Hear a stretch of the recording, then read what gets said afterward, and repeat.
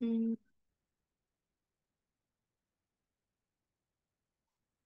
Baiklah, saya akan melanjutkan penjelasan yang sedikit terpotong tadi, yaitu untuk jurnal yang dibuat pada saat melunasi utang obligasi pada tanggal jatuh tempo, yaitu 1 Januari tahun 2027, didapat dari informasi soal tadi. Yang pertama adalah akun debit, yaitu utang obligasi sebesar $900.000, dan ketika kita membayar utang, maka ada uang tunai yang kita keluarkan, yaitu sebesar $900.000 juga.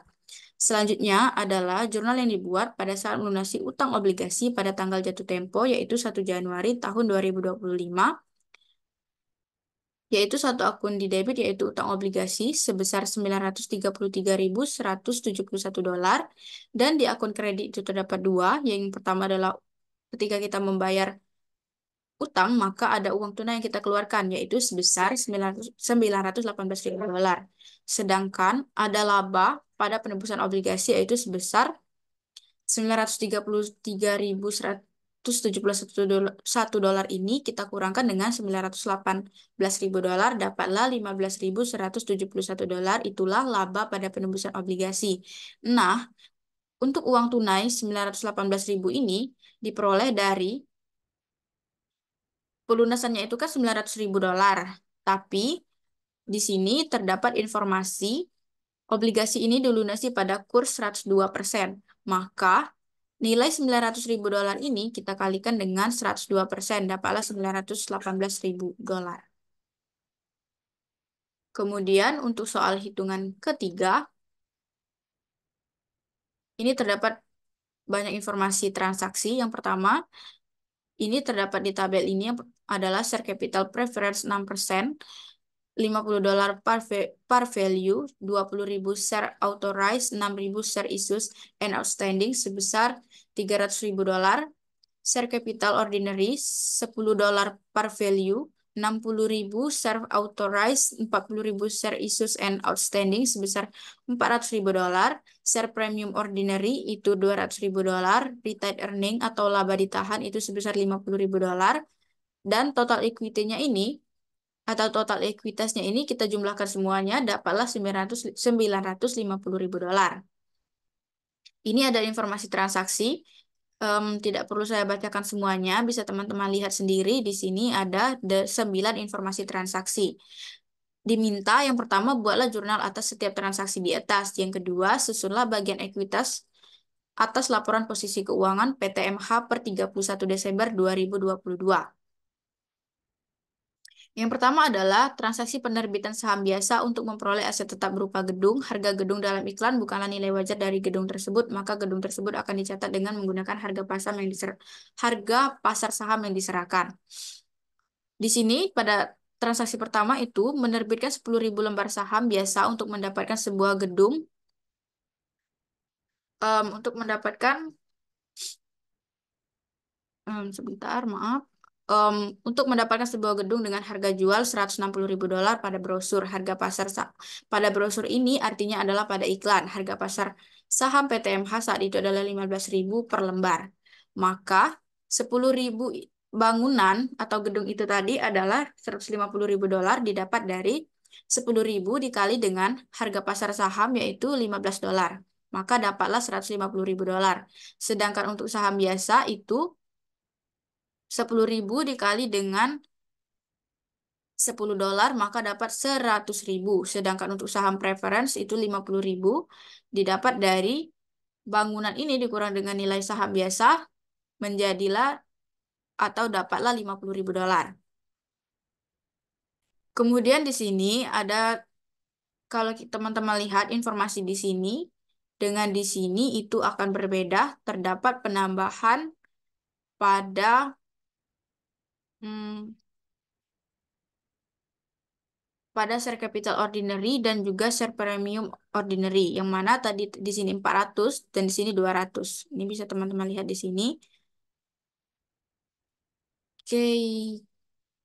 Nah, ini diperoleh ditambah dari saham biasa ini, dan juga untuk share premium ordinary ini menjadi 250.000 karena ada 50.000 di sini. Kemudian untuk mencatat transaksi treasury share sebesar harga perolehan ketika saham ini dibeli kembali oleh perusahaan. Kita lihat pada transaksi kedua, membeli kembali 5.000 lembar sahamnya yang sudah beredar pada harga 15.000 dolar per lembar. Maka kan sahamnya itu tadi dibeli kembali sebesar 5.000 lembar. Maka kita kali dengan 15%, 15 dolar, dapatlah 75 saham yang dibeli kembali itu sebesar 75.000 dolar. Sedangkan ketika kita membeli saham, maka ada uang tunai yang kita keluarkan, yaitu sebesar 75.000 dolar juga. Kemudian di sini tidak ada perubahan. Selanjutnya itu untuk transaksi ketiga, kita lihat dulu. Menjual kembali 1.500 lembar saham yang dibeli pada butir kedua. Berarti yang ini untuk transaksi kedua pada harga 16.000 dolar per lembar. Berarti kan yang dijual tadi itu 1.500, maka kita kalikan dengan nilainya itu yaitu 16.000 dolar, 16 dolar. Dapatlah 24.000. Sedangkan saham yang dibeli kembali itu kita kreditkan. Saham yang kita beli itu tadi kan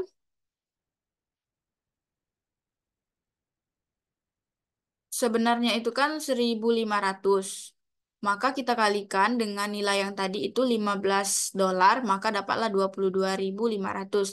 Sedangkan premi saham itu didapat dari cash ini kita kurang dengan saham yang dibeli kembali, dapatlah 1.500 dolar. Kemudian untuk transaksi keempat, kita lihat dulu soalnya. Transaksinya mengumumkan dividen atas saham preference dan juga atas saham biasa. Dividen atas saham biasa senilai 0,5 dolar per lembar. Ini kita lihat dividen untuk saham preferen 6% dikali 6.000 lembar saham dikali 50 dolar yaitu dapatlah 18.000 dolar. Kemudian jumlah saham yang biasa yang beredar itu saham beredar per 1 Januari 2022 itu adalah 40.000 dolar. Sedangkan penerbitan 10.000 lembar saham untuk memperoleh gedung itu 10.000, sedangkan saham yang dibeli kembali itu minus 5.000 dolar. Penerbitan kembali treasury share itu 1.500, maka ini kita jumlahkan, dapatlah jumlah saham biasa yang beredar itu semuanya itu 46.500 dolar. Kemudian untuk dividen saham biasa itu, kan ini tadi sudah kita ketahui ya, jumlah saham biasa itu sebesar 46.500 dolar. Maka kita kalikan dengan 0,5 dolar, dapatlah 23.250 dolar. Maka jurnal pada saat pengumuman dividen itu adalah saldo laba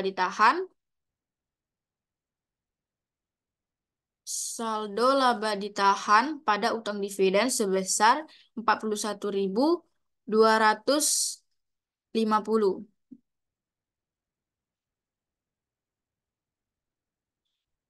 Nilai 41.250 dolar ini diperoleh dari dividen saham biasa ini ditambahkan dengan dividen untuk saham preferen ditambah 18.000 ini, maka dapatlah 41.250 dolar. Kemudian untuk transaksi keenam itu kita lihat dulu di sini. Menjual kembali 2.500 saham yang dibeli pada butir kedua pada harga 14 dolar per lembar. Maka ketika kita membeli kembali berarti itu ada uang yang kita keluarkan atau cash sebesar 35.000,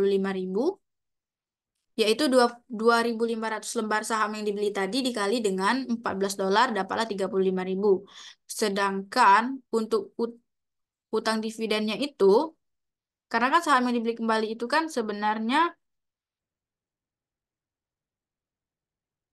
30, sebentar. Untuk akun debitnya itu terdapat uang tunai dan juga utang dividen. Untuk uang tunai itu ketika kita membeli maka otomatis ada uang tunai atau cash yang kita keluarkan sebesar 35.000.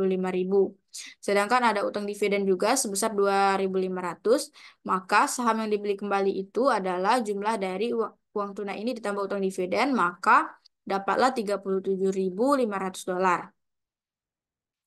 Kemudian untuk transaksi ketujuh kita baca dulu. PT MH mengumumkan pembagian dividen paruh kedua kepada pemegang saham biasa dalam bentuk aset non-kas. Aset tersebut berupa investasi dengan kategori tersedia untuk dijual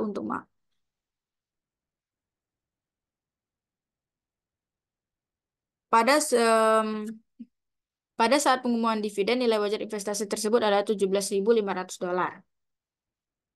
Maka di sini mengumumkan pembagian dividen properti berupa investasi saham kategori nilai wajar bagian laporan laba rugi, menyesuaikan nilai investasi pada nilai wajarnya. Nilai tercatat investasi saham itu sebesar 15.000 dolar, nilai wajar investasi saham unrealized holding gain or loss income itu sebesar 17.500 dolar, maka dilaporkan sebagai bagian other income itu dapatlah minus 2.500 dolar. Jurnal untuk mencatat penyesuaian nilai investasi saham pada nilai wajarnya yaitu share investment pada unrealized holding gain or less income itu sebesar 2.500 dolar dan untuk debit kreditnya itu angkanya sama yaitu 2.500 dolar. Jurnal untuk mencatat pengumuman dividen itu ada retained earning pada property dividend payable sebesar 17.500 dolar. Nih, untuk nominalnya itu sama, yaitu 17.500 dolar. Untuk transaksi ke-8, kita baca dulu. Mendistribusikan dividen yang dimaksud pada butir 7 kepada pemegang saham. Ini kita lihat. Jurnal untuk mencatat pendistribusian dividen properti kepada pemegang saham, yaitu property dividend payable pada share investment sebesar 17.500 dolar.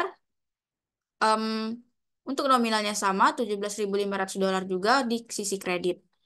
Kemudian, untuk transaksi ke-9, PT MH menutup laba tahun 2022 sebesar 25.000 dolar.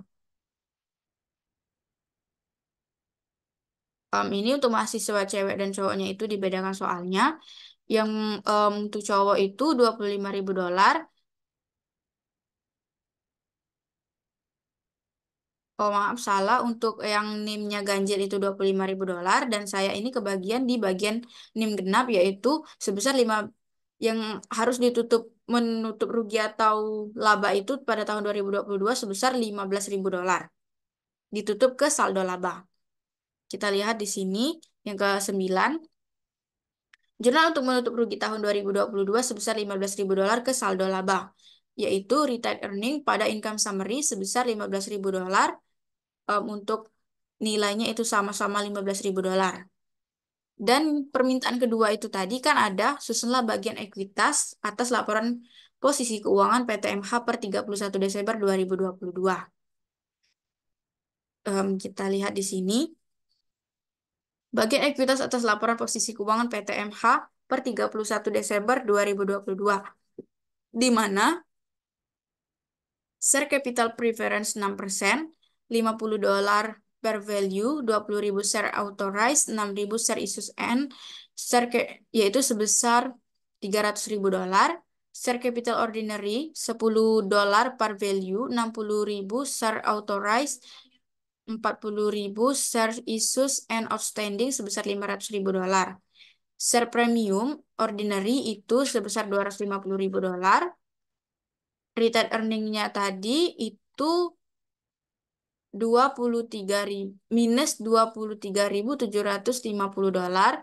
Treasury shares itu 1.000 lembar, yaitu 15.000 dolar. Sedangkan share premium treasury itu minus 1.000 dolar. Maka semua ini kita jumlahkan dapatlah total equity atau total ekuitas sebesar 1.010.250 dolar. Itulah penjelasan yang bisa saya sampaikan untuk ujian tengah semester kali ini. Saya akhiri. Wassalamualaikum warahmatullahi wabarakatuh. Hmm.